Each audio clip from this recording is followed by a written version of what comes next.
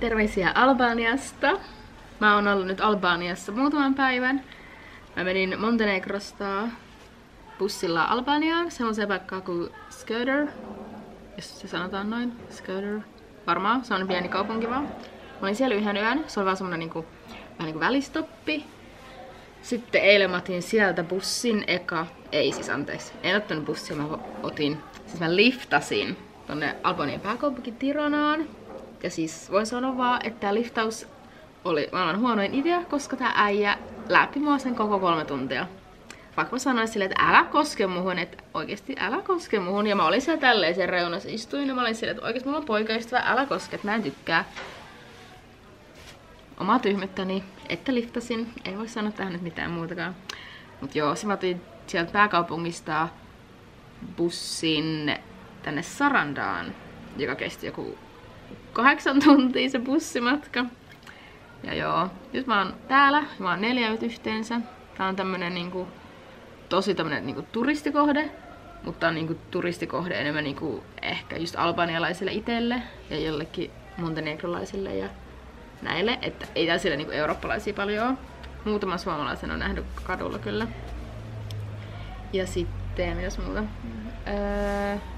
Mut joo, niin tää on siis semmonen turistikohde. Mun tulee mieleen vähän kuin Teneriffa. Että on kaikki kauppoja ja sitten on kiva ranta ja kaikkea. Mutta se hauska fakta on, että tästä pääsee Kreikkaan puolessa tunnissa. Se on mikä se on? Laivalla. Lautalla. Siis puolessa tunnissa pääsee Kreikkaan. Mä olin vaan silleen, mitä? Mä kävin tuossa rannalla. Se vaan näkyy se Kreikka, niinku tossa toisella puolella. Niin, siis se on Kreikka niinku tossa. Mut se on siis se saari nimeltä Korfun saari. Mut joo. Et aika hauska. Okei, siis kello on joku 4 aamuyöllä. Ja mä kävelen yksin täällä jossain Albanian keskustassa. Anteeksi mitä? Mä lähdin tuolta hostellilta nytten. Kävelen sinne lauttaterminaaliin, kun mun lähtee sinne Kreikkaan se lautta.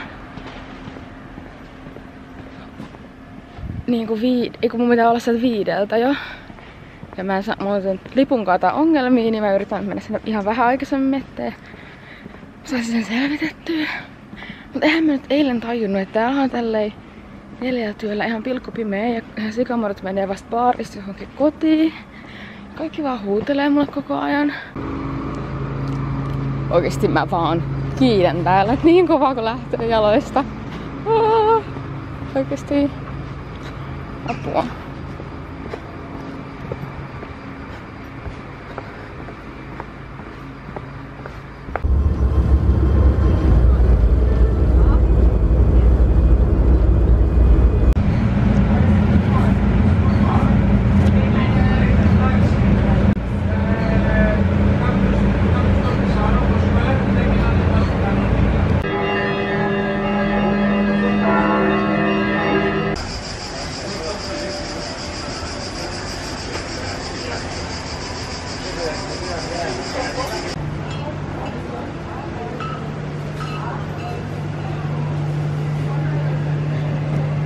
Mä haluaisin vaan ostaa nää kaikki oikeesti, vaikka mä en tee näillä yhtään mitään.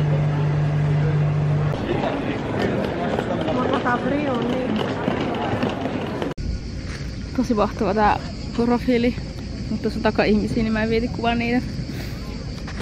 Täällä on ihan sikakuuma oikeesti, mä sulaan. Täällä on varmaan 33 astetta lämmintä.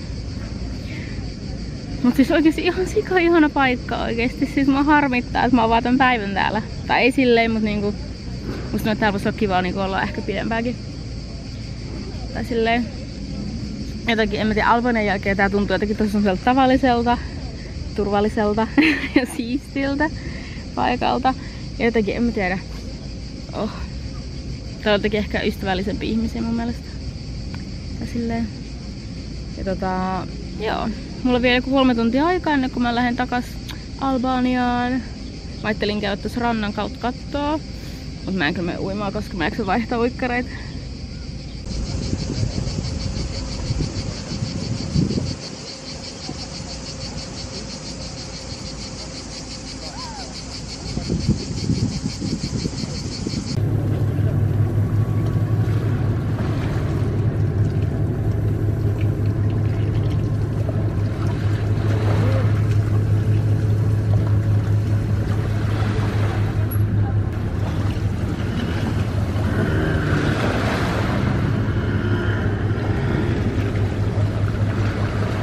Jos mä en oo ihan väärässä, niin tuo on niinku Albania tuolla, missä on noin vuoret. Et ei oo todellakaan kyllä kaukana.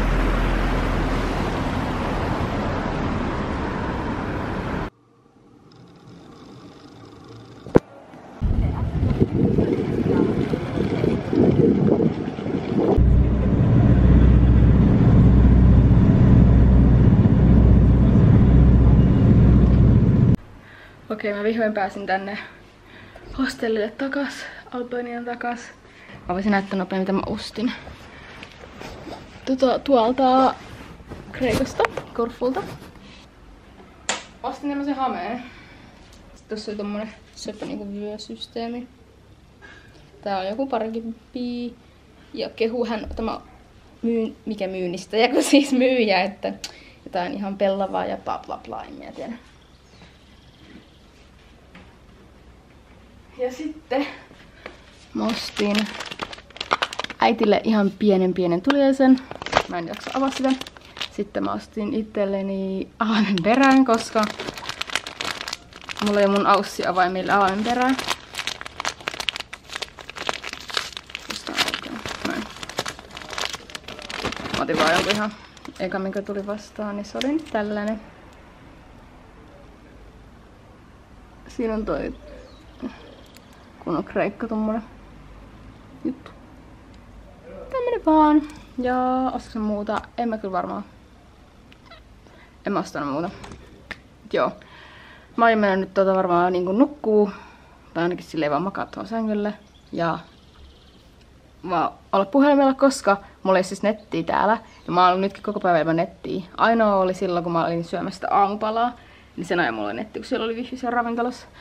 Mut nyt siitäkin oli varmaan 12 tuntia, joten hyvä minä oli ilman nettiä koko päivän, mutta nyt mä haluan puhelintauon, joten nähdään taas!